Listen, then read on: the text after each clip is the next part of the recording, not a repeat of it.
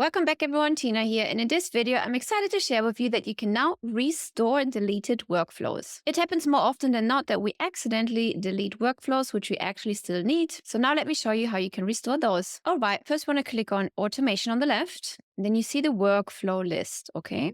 Under all workflows, you see all your workflows, and under deleted, you will see the deleted workflows. So let's go ahead and delete one workflow. Click on the three dots, click delete workflow. Now the system asks you to confirm, do you really want to delete the workflow? Yes, we want to delete the workflow. And now it has been moved from all workflows to deleted. You can see here the demo workflow deleted shows up. Now in order to restore, you just simply click the restore button right here. Now you can only restore workflows if they have been deleted more than 30 minutes ago. In this case, let's X this out and let's restore another one. Let's restore this workflow, which is called new workflow ending in 512. Let's click on restore. Then the system will ask you, hey, do you really want to restore the workflow?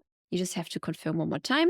And just so you know, the workflow will be in draft state. It will not be in published state, okay? Also, the restored workflow will contain all the triggers you've set up in this workflow, all the actions and all the configurations which were the same as the deleted workflow. Hit confirm. Let's go back to all workflows. And here we go. The workflow has been restored and is set to draft. Just a quick note on permissions. Only the admins of the location or the agency owner is able to restore workflows. And the permissions you've set up prior in that particular workflow will be set to the root level, meaning the permission settings are not existing anymore and you will have to set them up again. A few more notes on the time frames. The deleted workflows will stay there for 90 days and the new restored workflow cannot be deleted for the next 48 hours. So if you click the three dots here, click on delete workflow and it will tell you, hey, in the next 48 hours, you can't do that. Also, in the restored workflows, the contact information in enrollment history and execution log will be visible. If there are any contacts in the wait step, they will be removed from that execution. And if there are any contacts inside the workflow when it was deleted, they will also not be restored. I hope you like this new feature, which will save you a ton of time in needing to recreate the workflow in case you accidentally deleted it. I will see you in the next video.